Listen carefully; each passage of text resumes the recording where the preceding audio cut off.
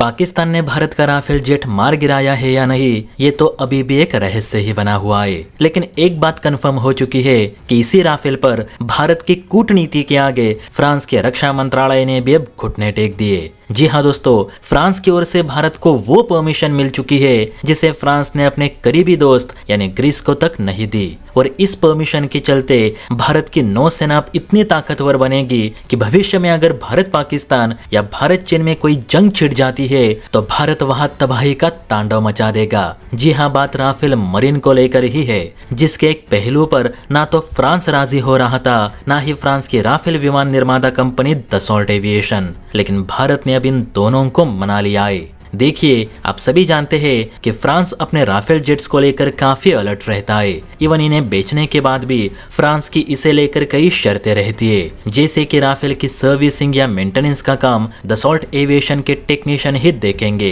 Rafale के software और on board computer के साथ किसी भी तरह की छेड़छाड़ बर्दाश्त नहीं की जाएगी। इवन राफेल पे जो हथियार लगे हैं वो भी MBDA की ही लगेंगे और किसी भी देश की मिसाइल्स राफेल पर बिठाने की अनुमति फ्रांस नहीं देता।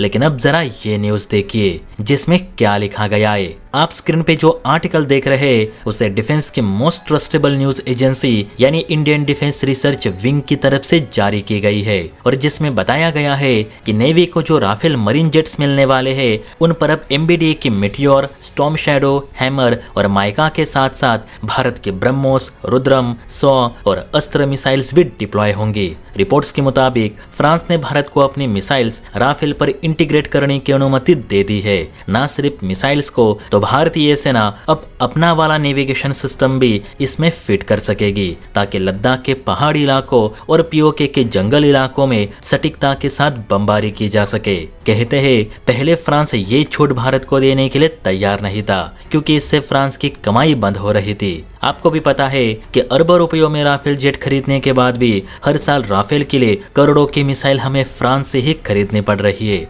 जो कभी वक्त पर मिलती है तो कभी नहीं मिलती। और जंग के दौरान ये देरी भारत को भारी नुकसान पहुंचा सकती है, क्योंकि बिना हथियारों के राफेल एक टिन के डिब्बे के अलावा कुछ नहीं। यही कारण है कि भारतीय सेना कब से फ्रांस के हाथ धोकर पीछे पड़ी थी कि इंडियन मिसाइल्स राफेल पर लगाने की परमिशन हमें दी जाए, ताकि जंग के दौरान फटाफट से राफेल पे भारतीय मिसाइल्स लोड करके बमबारी करने के लिए राफेल को भेजा जा सके।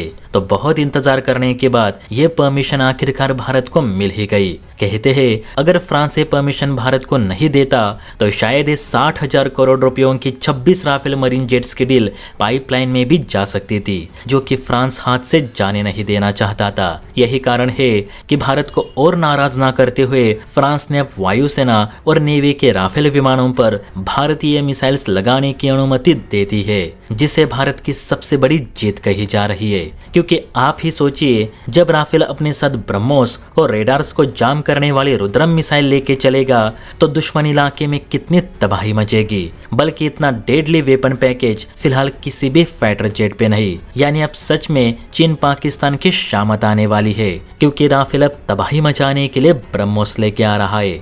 इस पर आपकी क्या राय है, नीचे कमेंट करके बता सकते हैं। और हाँ, वीडियो अच्छी लगी हो तो बेल आइकन प्रेस करके चैनल को लाइक एंड सब्सक्राइब जरूर करें। जय हिंद।